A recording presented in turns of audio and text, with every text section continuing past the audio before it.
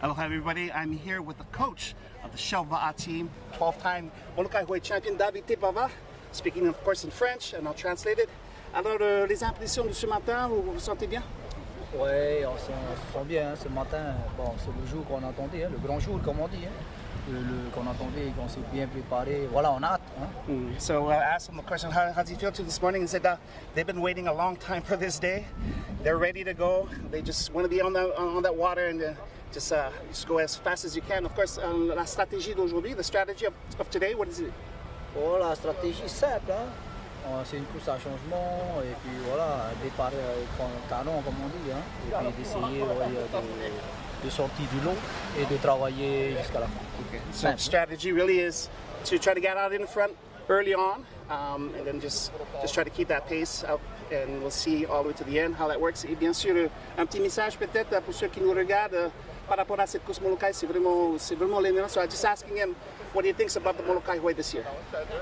Oh, ben, tout ce qui nous regarde, ben, déjà tous ceux de Tahiti aussi, hein, un grand Maruru qui le supportait. Et puis voilà, aujourd'hui il va y avoir du spectacle, hein, voilà, apprécier le spectacle d'aujourd'hui. So he just wanted to once again thank the community, of course Tahiti, for supporting this team, and of course they're going to be showing up. They're going to give you an awesome show on the water today. Maruru, and thank you very much, David. Voilà, Maruru, mais fight tout à tout le monde, hein, que le meilleur gagne. All right, it's back to you guys. Mahalo, Johan.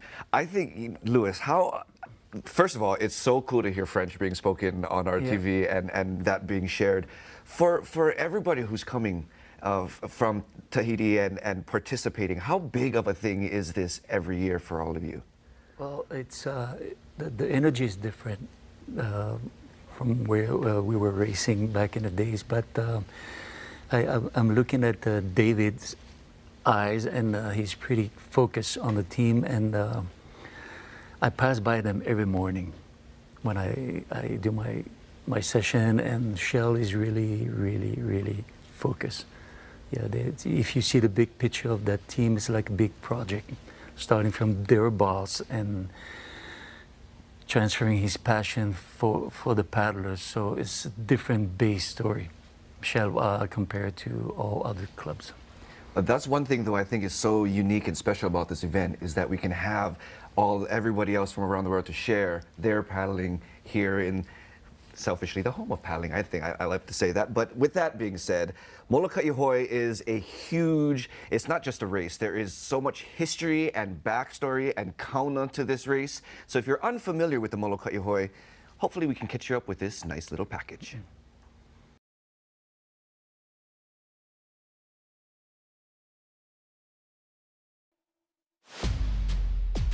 It's the drive that defines them, the pull of every stroke, the force of every paddle, the relentless pursuit of something greater than themselves.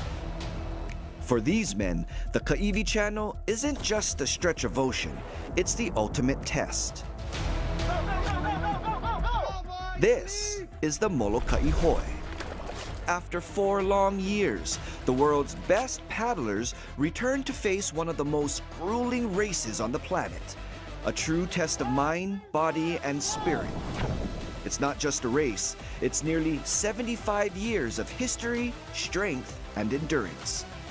Every stroke today is a link in a chain that stretches back through decades of champions who have braved these waters. But this race didn't begin today. It was born long ago, forged in the relentless waves of the Kaiwi Channel and in the hearts of those who first dared to cross it. To truly understand the spirit that fills this event, we must look back at the legacy, one passed down through generations and one that continues to be shaped with each crossing of this infamous channel for the Molokai Hoe. It started with a dream, a vision, born in 1952 that would change paddling forever. Albert Toots Minville, a man inspired by ancient Hawaiian voyaging, imagined a race across one of the most dangerous stretches of ocean, the Kaiwi Channel. A 42-mile journey from Molokai to Waikiki, where strength, endurance, and spirit would be tested like never before. The Kaiwi is the bones. You know, that channel you gotta pay much respect. Kaiwi is a whole different different animal, so to speak. When Kaiwi is rough, it's rough. Could be sheet glass flat, or it could be, you know, blowing 25 miles an hour with big open ocean seas that you've got to navigate, and all the things that could go on. For most people, the Kaiwi is the challenge, yeah. Not everybody gets to cross a channel between two islands. Skeptics said it couldn't be done. The odds were stacked against him. But Minville gathered a group of determined men, some who had never even held a paddle before, to take on the might of the unbeatable Waikiki Surf Club. In a shocking twist, the underdogs from Molokai did the impossible. They won. Their victory wasn't just a triumph on the water, it was a defining moment in the history of outrigger canoe racing. Since that legendary day, the Molokai Hoe has become more than a race. It's the heart of va'a paddling. Paddlers from all corners of the globe converge on Molokai each year to take part in this sacred competition. It's not just about crossing the finish line, it's about the traditions, the culture, and the unbreakable bond between paddler and ocean. The race begins here at the Pico, the center of paddling.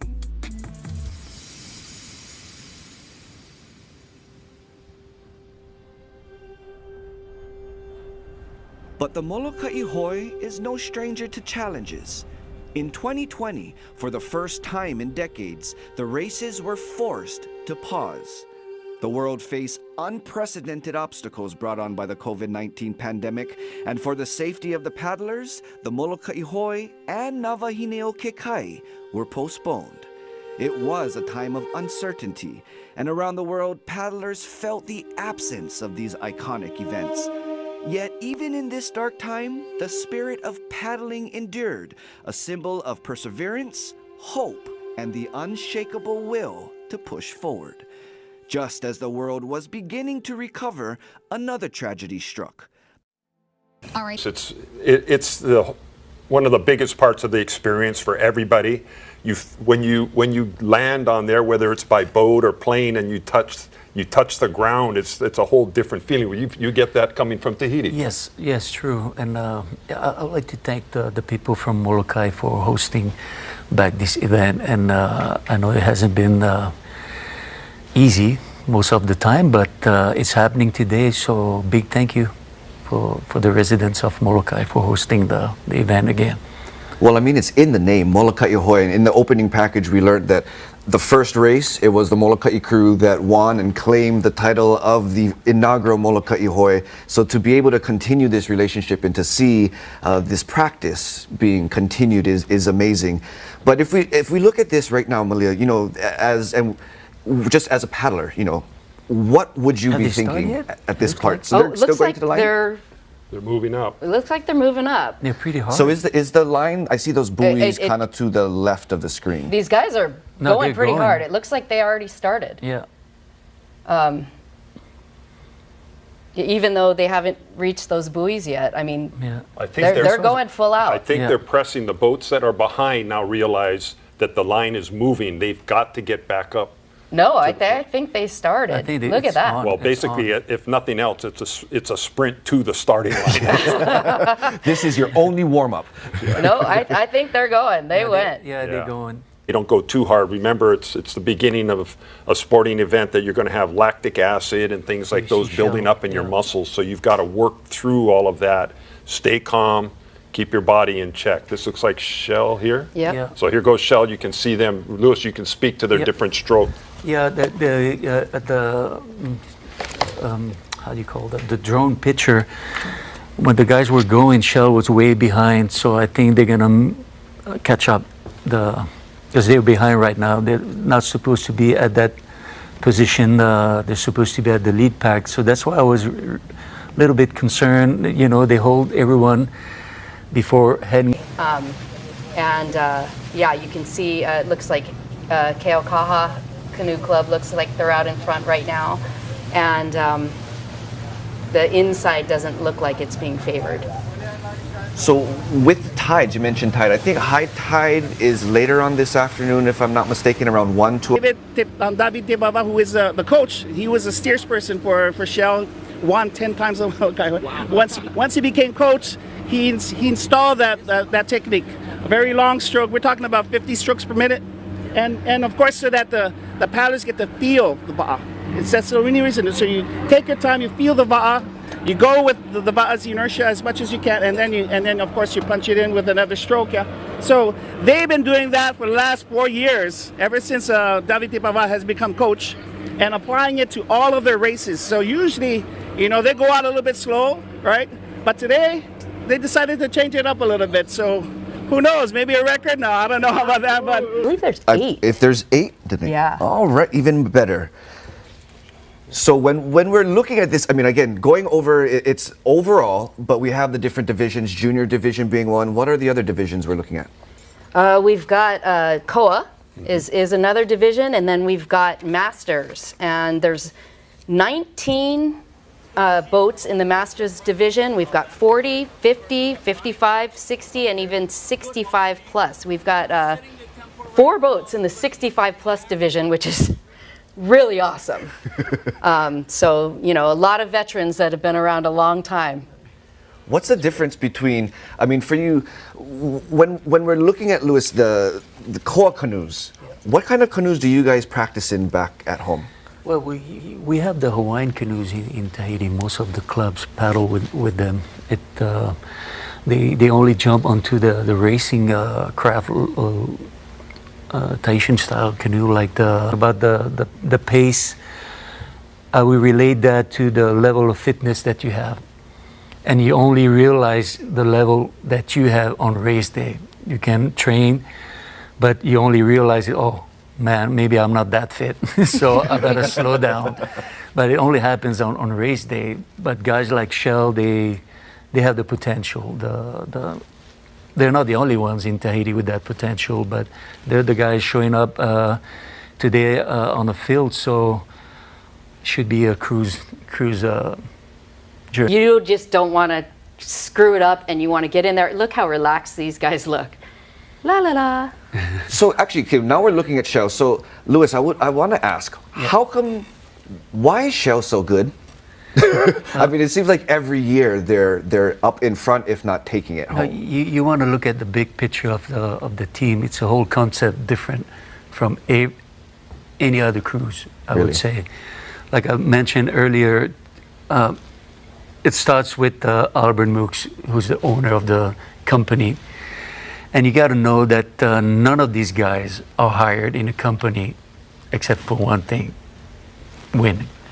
So it's easier for them. They have all the hours they want to spend on the water. They have less job on land, and it's another level. So if this team ever happens not to win, I mean, it's exceptional for the guys who pass them. Like we have like Team OPT, Air Tahiti, who are really competitive. Like recently, they were in front of Shell. So, but they're not here today. But just to let you know that the potential of this team is a different league, the different perspective. And you have this guy, Albert Moog, he doesn't want to lose. So he puts everything.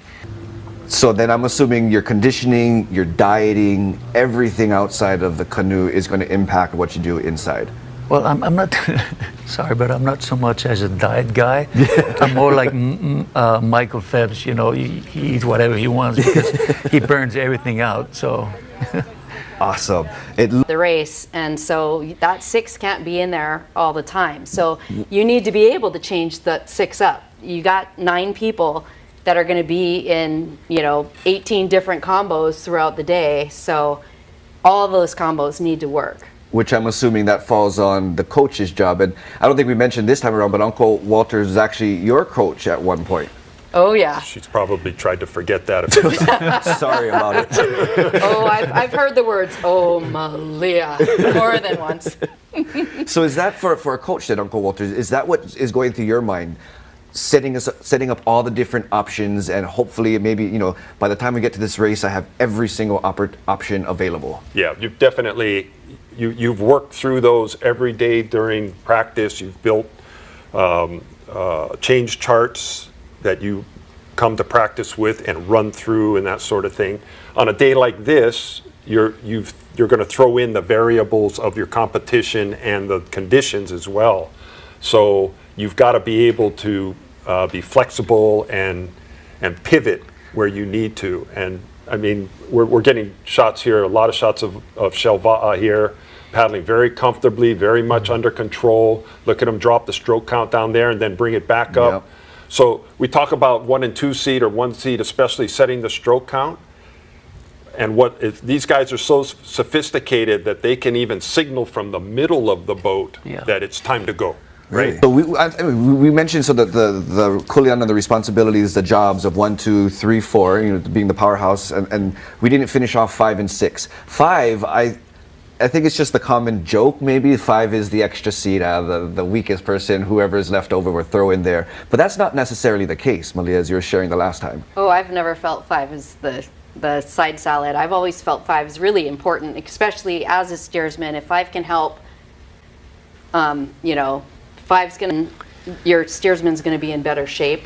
The more 5 can help call the bump, be on the bump, feel it, you know, by the time the rest of the crew feels it, you're going to get on it. So when you say helping a steersman, is that what you mean? I mean, I'm not going to see him steering the canoe, am I? Oh, they can help. Really? Yeah. You know, they can help keep it from spinning. They can help, you know, keep it in line. Even as a steersman, Louis, how is it then you're steering? Is it you poke right, you're turning right, poke left, you turn left? Yeah, and you don't want to poke as much as possibly, you know. And adding to what Malia is saying, as a steersman, I was mainly focused on my number 5 and my strokers, you know, for the timing of getting the wave, and number 5 for instinctively knowing what to anticipate with me behind him. So these, like she was saying, is very, very important seat. All the seats are important, but number 5 is very, very important. I just seen the escort boat book it up, so I'm assuming that the change is about to take place. I really don't know. I sound smart when I said that. Yeah, they're moving. You can see. So this is where it gets critical and can get pretty rough. I mean, the water right now just looks rough. Oh, see, just unzipped, so 4 seats getting out at least. Yeah, you see Sonny Bradley there in the boat right next to them. So he's the builder of these boats, and he's been somewhat the navigator and supporter. He was with Team Bradley in the women's race as well. So he's sitting there. So to get set up, the paddlers who are jumping out on the right side of the canoe. Yeah. And then the new people are coming on the side of the ama. So here they are. They're just kind of like floating. How difficult is it for the steersman to see the floating heads? They just jumped out. Yeah. And then 1, 2, 4 are getting in. Boom, boom. And you see how quick they do that. And boom, they're already paddling. So they don't zip right away. They'll get the boat moving. They'll deal with the water. They'll get zipped up. That was a couple seconds, if that. Yeah, and they take the rate up, get the hull speed back up to its trim level, and they maintain it. Boom, they're chasing bumps right away. And so you'll see they'll zip when they're moving. How, so the canvas is on there to keep as much of the water out. How much can the water hold or create weight in the boat? Well, we talked about that in Nawahini. 8 pounds a gallon. 8 pounds a gallon. Every full bucket load that comes out is approximately 8 gallons. And these are bigger, flatter boats, so they carry their weight dispersed. So it may only be as high as your toes or your ankle in there and not feel like much, but you've got a lot of water. Gosh, so that only brings the importance of those canvases. Let's toss it over to our boat that has Chris Lachanik and Johan in it. I believe they're following Shelva'a. How's it going, guys? Oh, it's going good. Come on. The youngest is 18, and look at that. We talked about the 6th best, any combination is the 6th best for Shelva'a, as you can see. And Yorama told me that, this is the first time that David is not paddling with him. Usually, he paddles with David in seat number 5. As you can see, he's the second steersman. He is now the main steers. He's going to be staying in the Va'a the whole time. Wow. And he said he wanted to give honor to David Tipava and all that he's taught him. Yeah, as a coach, as a friend, as a paddler, as a steersperson. And if you can see in the boat right behind, you can see David Tipava with the bullhorn. What do you guys think of it? It's like, oh, this is like having somebody, the coach right next to me telling me, hey, adjust this, adjust that. And they all said, all 9 guys said they learned so much more. They thought they were pretty good paddlers. Right. But when they got to see, do the training sessions with David, and with that bullhorn constantly, they said they're learning even more. And so that constantly learning every time you come to practice, there's a lot of motivation going into that. And as a paddler, you want to become the best paddler you can be. And they're so happy to be part of Shell Va'a because they had everything in place for them to be that best paddler. And we've been seeing them kind of... And that's one of the objectives, okay? So if they have that contract, they have a stable economic life. And because of that stable economic life, they're able to paddle, all right? So they do work. They have their jobs, they work, you know, the hours in, but early in the morning they go to practice. In the afternoon they go to practice, but they are committed to their job, which is, of course, some of them work at a gas station, others work at a cell phone company. All of these are part of the Mooks group, as you can see. Albert Mooks, he's on the boat with the paddlers. He's the mitu, as you would say. He is the father of the team. Yeah. And then him being there at every race, encourage them to go in. And that's, once again, he's done so much for the sport, the elite sport of Va'a today, by being present at all the big races. And that's what you can say about Shell Va'a. And it just makes it even more inspiring. Mahalo, Chris. These shots are amazing. And as we go through these changes, I mean, I just want to kind of grasp the strategy of it. Louis, for what would be your best, you know, if you're steering this canoe, what would be your strategy of a change? I was saying earlier about that the timing is really, really important. First of all, have the guys to rest on the boat. That's key, and get them back. And everything is all prepared way before, so it's just unfolding the plan. But also things might happen in a wrong way, so you got to be able to recover quickly. But there's no specific. You want to respect the timing so far as the on the boat, the length of time on the boat and escort boat, sorry, and the canoe. I've been confusing that since the beginning. Sorry, and but you want to stick to that as much as possible, especially early in the race where there's not really much of a strategy, because they're really, really strong at this part of the race, so they can give it all, you know, on the canoe. But as they're gonna go further in a race, they probably gonna want to strategize more. If the crew's, like I was saying earlier, if your challenge is right by you, you want to stick longer on a boat or on a canoe, sorry. And then with the guys like Shell, they can stay forever on the canoe. Remember that this guy with same crew, 6 man, they do 3 legs of Waikiki, which is more than 3 hours. So it's nothing for them to be on a canoe for a long period of time. And again, you got to add to that the level of your team. Let's go to, I want to see if we can get a replay of these changes from the perspective of the paddler. Does the hardest leg of this race come about? About 3/4 of the way, when they're trying to bury that bunny. They're still in the first, third of the race. Between steersmen, and I was seeing Eric Dean calling for a change, meaning that probably the team that he was with was dropping the pace. So he made this movement like that, which I would understand that he wants to make a change to have fresher guys. So it's the coach because who knows who's going to be changed? The coach would have to yell this across the boat and they have to hear it. I'm assuming they don't have like earpieces in their ear or anything. No, they know already. Yeah, generally they'll be in a pattern, whatever. This you could really see all the players in that shot.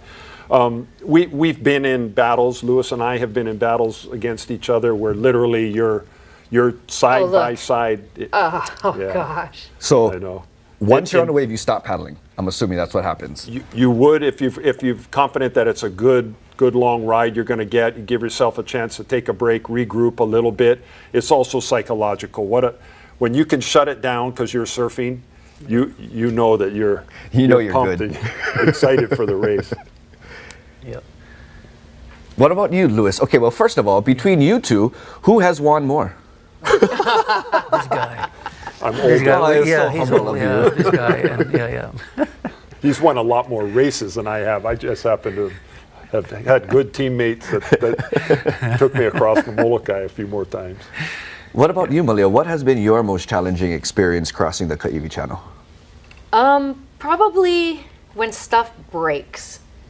You know, we've had our ama fall off one time, and you know, not only does it break physically, but it's brain damaging because, you know, you're trying to fix it in the middle of the channel and you're trying to catch up with everybody, and then mentally, you know, you're making up for lost time, and that is really hard to come back from. If I'm not mistaken, I could be, and I apologize if I am, but I remember, so the first Molokai Waikiki Surf Club, I believe their ama or the yako had disconnected somewhat, and Uncle Wally jumped in to go and re-rig it or re-tie it back in the water in the middle of the race so they can go back. But it's because of that, if I'm not also mistaken, that Molokai had been able to get in front of them, and you guys for being able to do this, because I can only imagine training throughout the year. You practice. For you though, in Tahiti, you guys practice all of that. You're not experiencing, especially for those, this is your first time. You've never been to Hawaii before, so you don't really know Hawaii waters. Would you say Tahitian waters and Hawaii waters are similar? Not in I would say the channel is similar to the Marquises Island. You have this backwash, but around Tahiti is mainly dominant winds. Like they're gonna hit from Coco Head to Diamond Head, these sort of things, you know, straight from behind, longer runs, and not as challenging as the crossing sideways. When we look at the boats, They're getting tired. Yeah. You can tell because they don't kick off as fast as they used to. A little loss of concentration probably there. They're not feeling the pressure from behind, and yeah, so it's not necessarily the best to be out in front by yourself when you take into account you don't really have the external pressures that are pushing you. Oh, it's always the best to be out in front. Are you kidding me? you can deal with that. Yeah. Yeah, it's paddling by yourself out in the middle of the channel, though. It's hard to stay focused, especially if it's not going well. In this case, they're still leading this race. You can see they've gathered that back up. That might have been one of their weaker changes that they made there, but their hull speed's right back up. They're paddling comfortably. Looks like they're taking care of a little bit of business within the canoe itself. And we'll see how they do. Yeah. The Shell team, they're just repeating what they do every day. They have an escort boat every day. Really? Every day. Wow. Yeah. Well, you know, speaking of escort boats, we have our crew, Kavika and T-Bear. We want to toss it over to them and see what is the latest. Aloha, Kavika. Aloha, T-Bear. Men's Molokai Hoe. Right now, we're in a bomb. That drop, the little drops, and try to connect it to the other ones. Seems like that's what they're doing exactly. Right? Yeah, so it is about weight, right? So if you want to go faster down, you're going to put some weight in there. So you can see when they finish their stroke, they're actually kind of like lightening up the va'a, so that most of the weight is in the front, so they're going up. But then they don't want to go too fast, because then you get into the trough of the wave, and then you break, right? So you just want it to be enough, let the wave pass, they catch another little bump to gain the speed, and then come back again, boom. And that's what they've been doing for the last 20 minutes over here. It's just crazy. I'm just wondering, I'm not looking back over there, where's Wailea? Of course, in Tahiti, we don't have these kind of surfing conditions all the time. This is what we're waiting for, a lot of Tahitians. And so, you know how Lewis was saying, when he came back and he said 100%, of course, crew, right? Yeah. Tom Connor helped in 93 and 94. And, 93 and 94 win those events. But it was also the fact that we had more and more individual races in Tahiti, like Te Aito. Of course, Te Aito is legendary, especially with Lewis, my man. He's won so many Te Aito. But then when you're in a one-man canoe, you know how to steer better. And that was for the next generation of paddlers like David Tepava, who then, of course, become masters of steering. It is because we have so many individual races in Tahiti. And so now it seems like the Tahitians are like the Brazilians for soccer, right? They're like that. We get steer speedway for like Manutea, we have Eric Ian, and we have, of course, Yorama here. You can see right behind us just catching another bump. Look at that. Wow. Woo! And yeah, you can see we're kind of like trying to go more to the left because they're actually surfing into us. And look at them go. Tee! Orana. And look at them. They're still just plowing through as if they're starting the race. Look at them go. Incredible. Shelva. Kind of lighten up, right? Look at that. Okay, there we go. You can see how it kind of bogs down, but they kind of sit up and they keep the speed and kind of continue that into the next wave. Now they're going back up to try to catch that wave. Johan seems like he's in heaven right now. True. More fun than they are. But Shelva, I mean, it's amazing to see. They were actually ahead of the escort boat, if I'm not mistaken. Oh yeah. Yeah, they pick up a swell and surf right by them. Look how relaxed they're paddling in between those runs on the bump. So they're reloading right now, reading the water, getting ready, and they'll flip the switch and go again here in just a second. Here they go. Yeah. They're picking up the pace. Here it comes. Yeah, at this point, they all call it together. See, like at this point, nobody asked for it. They all know that it's that one. That's the job. Yeah. Well, you know, we did have Kavika and Johan, so we wanted to kind of see and look at what they were looking at, and then we can talk about that. So I believe we do have the Oh, that coffee cup's been there all day. Mahalo, you know, because we need the coffee to stay up with all the action that's taking place here on the Molokai Hoe, all the way from 8 o'clock this morning since this race began, and we are nearing that 4-hour mark. We do have a quick break coming up, so we want to give you that quick couple minutes. But before we head to break, we want to give a big mahalo back to the Molokai Hoe. All of you tuning in from around the world, we are here 4 hours into the Molokai Hoe this year. We want to quickly toss it over to our buddies Chris and Johan, who are in the ocean close to the action. How's it going, guys? Oh, it's going great. We are the youngest paddler on this team, yeah. So he's from the island of Raiatea, and that's where I'm from, by the way. That's right. 18 years old. He's the captaining the team. 18 years old. Can you believe that? Incredible. And behind him is 18 too.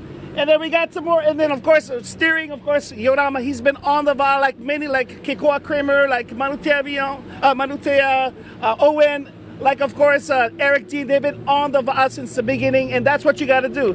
You got to keep that going, keep that flow going, and as you can see behind us, just catching wave after wave after wave. And I'm trying to find where Wailea is.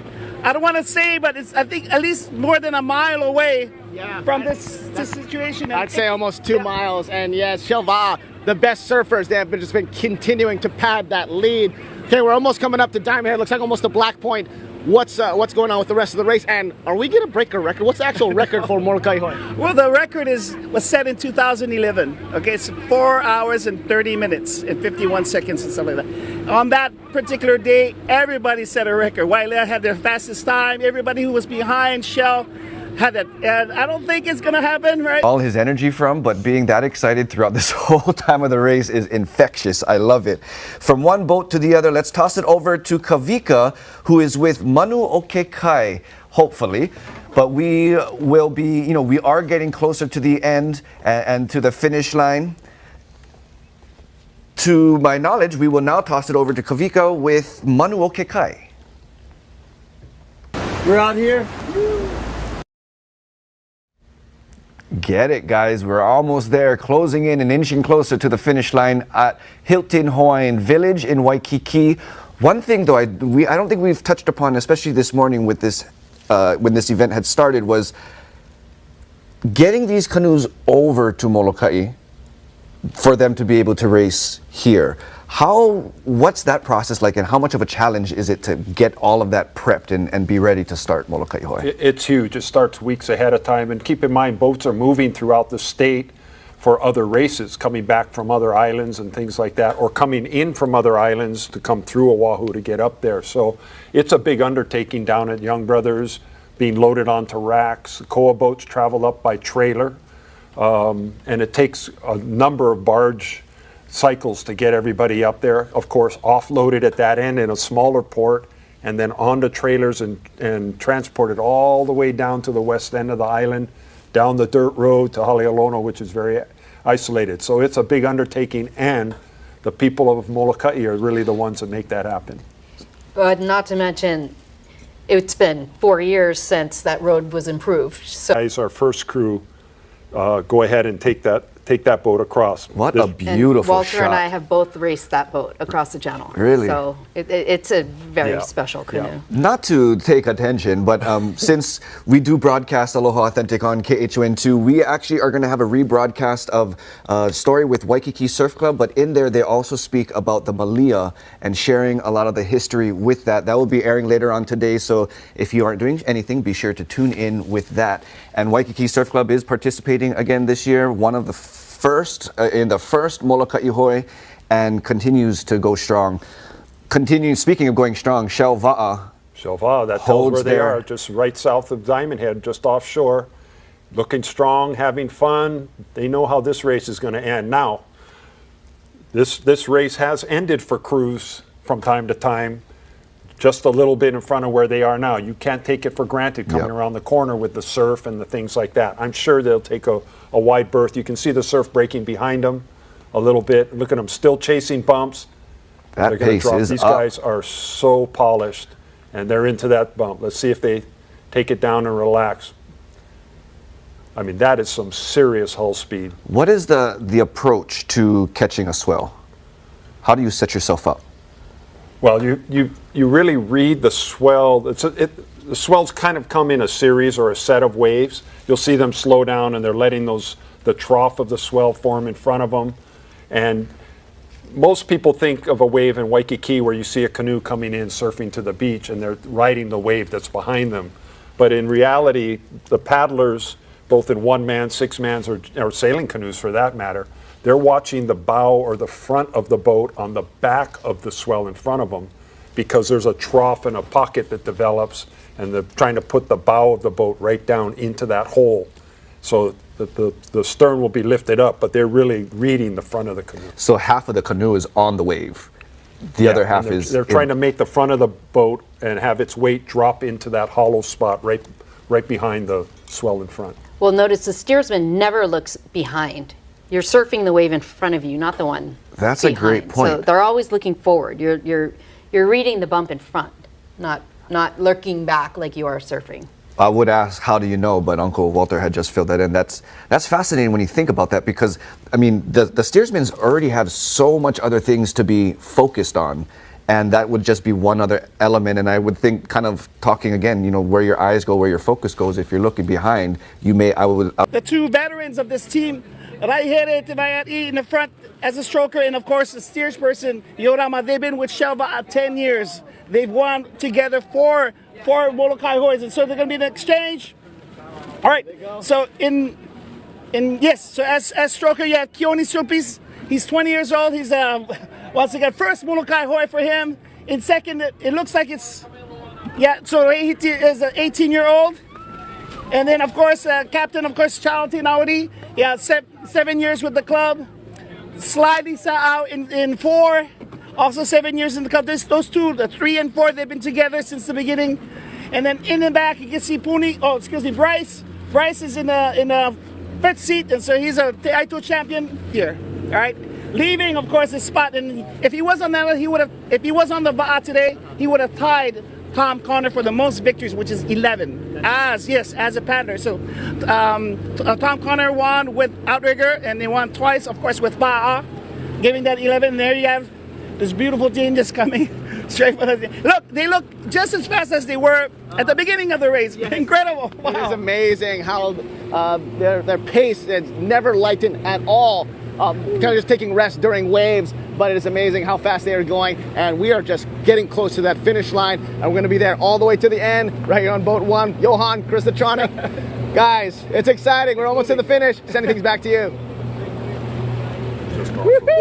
That is the energy, the excitement, the drive they have. And I know Lewis was sharing earlier, when you look at Shelva'a, they all move together as it's one paddler within that. And the more we zoom out and we see all six, it's very reflective why they're up in front.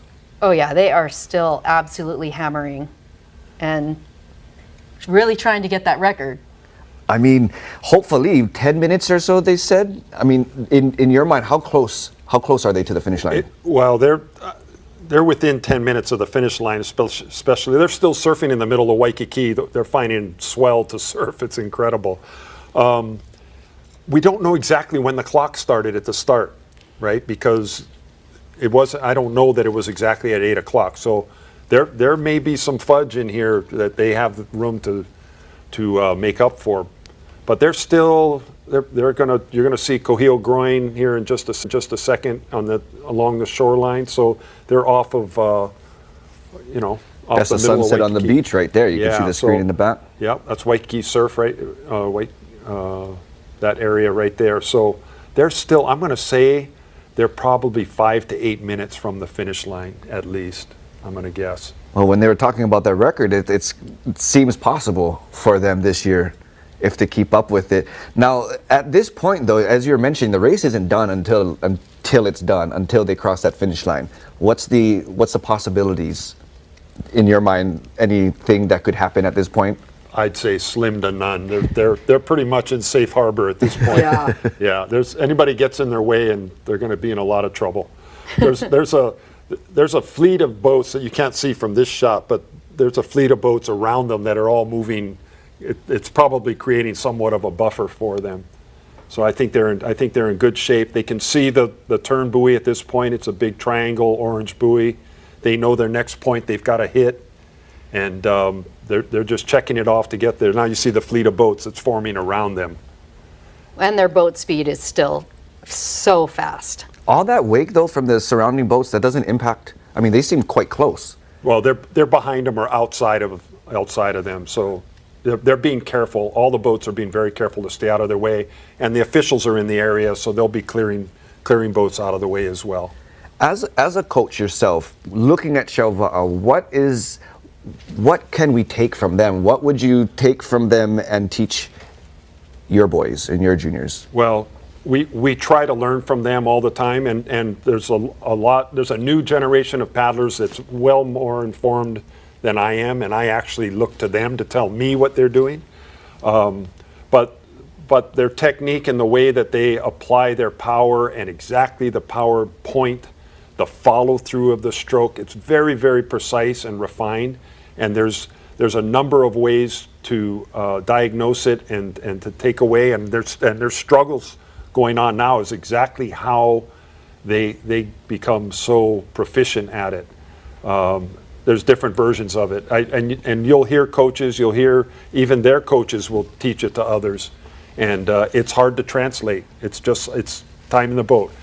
We say the secret is there is no secret. It's hard work and time together. I know the secret now. Well, let's toss over. They're making their way closer to the finish line in Waikiki again in front of the Hilton Hawaiian Village where our Howard Dashevsky is. So I know we want to tune into him. What's the latest, Dash? How's it going? Well, Kamaka, it's going really well. We're getting some of that excitement that you're hearing from out in the middle of the channel that's being transferred here on shore. As you know, the boats are getting very close to shore. There's two different crowds here. The ones that are in front of the big TV monitors where I am that don't exactly know when the first boats to finish are. Then there's the ones closer behind the lagoon that are watching you guys and watching our live broadcast. They know exactly what's going on. But everybody knows that Shelva'a is close. We see the helicopter, we see the escort boats, and it's exciting. There's going to be certain protocols that'll be followed when they come in. We have the Tahitian drummers. We have Kumuhina, who's going to be performing the chant. So certain protocols first, welcoming the paddlers to shore after making that crossing of the Ke'iwi Channel, 40 plus miles. And then that's when we're going to have an opportunity to pull them aside and hear from them and get some of the emotion. But clearly the excitement is building. We see the chopper, we see the boats. Soon we'll see the first to finish. Guys? Hello, Dash. You know, Chris and Johan has been up in the front and within the throughout this morning, and they've been up with Shelva'a. So we want to toss it over to them and see what this latest action is. Take us up there, Chris. Yeah, Kamaka, me and Johan have been having such a great time ever since the beginning. And Shelva'a continues to pull away. They're in their final stretch. We are almost there, Johan. How do you feel? I don't know, I'm feeling kind of emotional, you know what I'm saying? I've been screaming all day, just supporting every va'a out there, just surf after surf, and seeing this finish line coming up, you know, it's a long time waiting, 5 years for some of us. You know, we remember 2019, but 2024, time flies, yeah, and so this is how you show that you're so appreciative for what this race means, not just me, but to everybody in the va'a community, everybody who loves outrigger canoe paddling, everybody who follows and supports, you know, the families behind these paddlers. This is, once again, they honor their family, they honor their company. I guess you can say they're honoring their country with one of the most beautiful performances, and that's what you can. I mean, you can't ask for anything better than that. And of course, Shell just setting the standard so high, you know, from other victories, you know, we're talking about now 13 victories on average, you know, they've always had a pretty good lead, yeah? And so they set the standard. You know, they're coming every year to defend their title, shows their commitment to, of course, to the sport. You know, we have to thank, of course, they have the means, yeah, with an awesome support group. And we're talking about Pacific Energy. Yeah, you can see all the sponsors, meaning that's all the different companies that represent Pacific Energy. Johan, we're about to hit the last okra buoy before we make the turn. Yes. What's coaches telling them right now? I don't know. Just go for it. I mean, they had such an efficient stroke rate coming across, and now we can see that they're going up to like 60 strokes a minute. So if I was a coach, I'd say, hey, don't let anything left in the tank. Just keep going as fast as you can, and that, of course, finishing, that's the most important, finishing good with style. They look good today, right? Oh yeah, they look good, and when you look good, yeah, you feel good. And you paddle good, and that's what it's all about, and they look fantastic the entire time. Here they are making that final turn around the orange triangular okra buoy. Hearing cheers from boats all around, and they're making that final sprint. Look at them go. They had their final exchange, and now they're making the straight line all the way past the jetty into the white buoy. That is going to conclude their race for the 72nd crossing of the Molokai Hoe. You can see all the surfers out there just cheering them on. And you know, I have the best seat in the house, and thanks to you. Oh yeah, thank you, Johan. Just been a pure joy to be able to comment this. You can see a lot of energy, but that's the mana. That's the mana from all the families from Molokai giving us all of that energy and coming out here and just making a show, guys. Get out of the way. Whoa, here they come. Here they come. They're coming down. There it goes. Shelva'a making their way. And you can see Kaiser's in the background. Are they going to make the record? I'm not sure. I think 12:30 would have been the record, but just coming in first place is amazing. And the other crews still have a ways to go. But wow, what a finish. Shelva'a finishing just the way they started. In style. And you're looking at the beach, Dukana, all these people on the beach, Dukana, and yes, celebrations are ready. And yes, they deserve it, man. They worked so hard. This was the objective. You know, they've been waiting, been patient. You know, next year they said they're going to come with the Koa Va'a, Koa Canoe, Sonny Bradley. They wanted to do it this year, but it wasn't ready yet. Next year we're going to see Shelva'a on the Koa Va'a, on the Koa Canoe. That's going to be awesome. Yeah. That's going to be a huge ode to the Hawaiian culture. A Koa Canoe. Shelva'a just about to make their way. They're getting past the jetty right now, making their final press into the finish, and there they go. Congratulations, Tahiti and Shelva'a. I'm sorry, I gotta speak a little bit French, but we're so proud of them.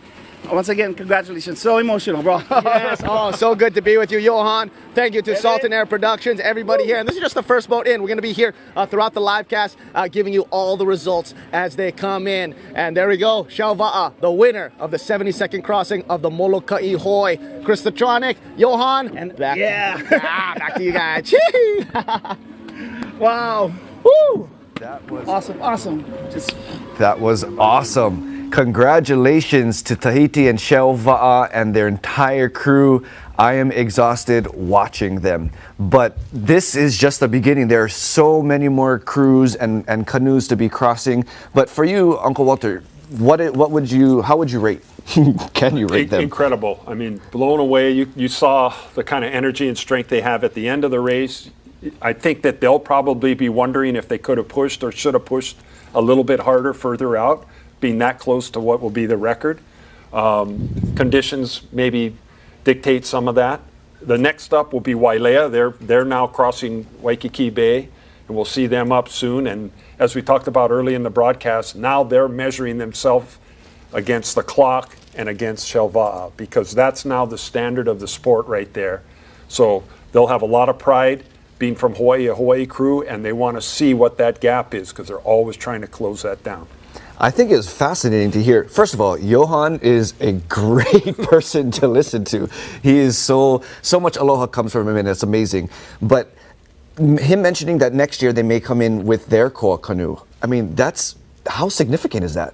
That would be huge. So the last, I happen to know, because the last koa canoe to win was 1990, and it was our boat, the Ka'oloa, that we won in. So that'll be significant, and it'll be one more thing that they accomplish, and it's one of those things that I would have no hard feelings about. To see a koa canoe actually come across the line first again, we'll all be in tears. That's awesome.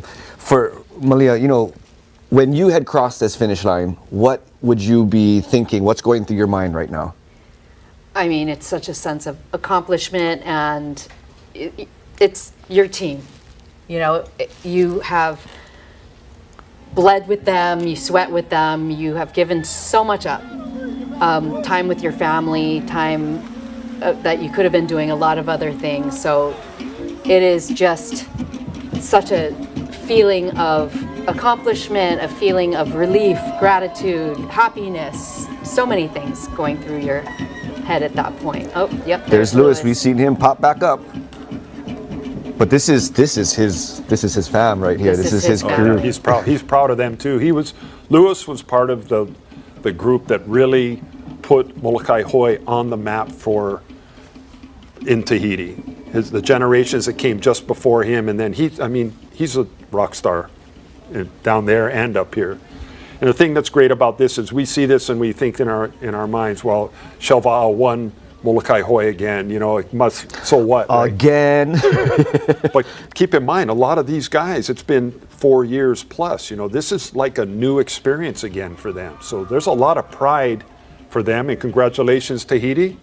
You deserve it, and we're proud of them and our brotherhood from down there. And they worked so hard. Like Lewis said, these guys are training 3 times a day. It's not like they just walked into this. They worked, they did the time. Well, you guys made a great point. I think we were off camera at that point, but as Lewis was sharing, that the Hawaiki Nui, is that what it's called? The 3 days going iron, 3 hours each day. Once you come out of this canoe, I'm assuming I go to the gym for 1 day, I'm out for 2-3 days following that. Don't expect me to do anything. How long is the recovery process once you cross this? Actually, I'm going to hold that. Let's toss it over to you, Dash. I see you are with Lewis. How's the excitement?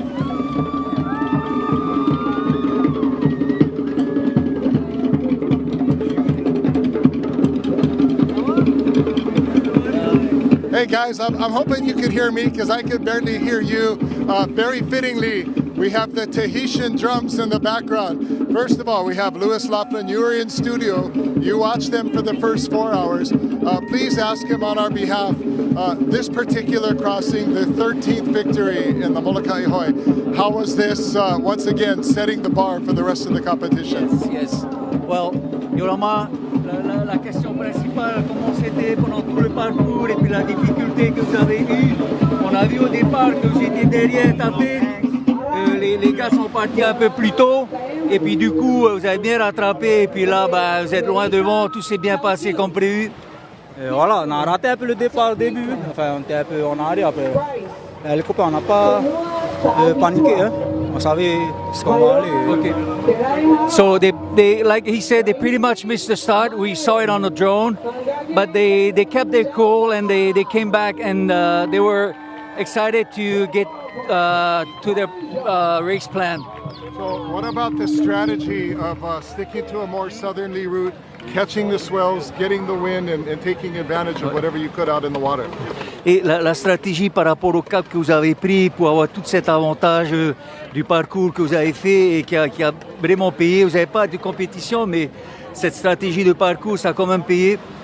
Voilà, comme David nous a dit, l'adversaire, c'est les vagues. Hein. Plus tu vas chercher 2 vagues, plus tu creuses l'écart. C'est ça, l'adversaire, c'était les vagues. Il fallait prendre le maximum de vagues. Well, actually, they only had one strategy to catch as much run as they could. And so far as the course, they just went with the flow.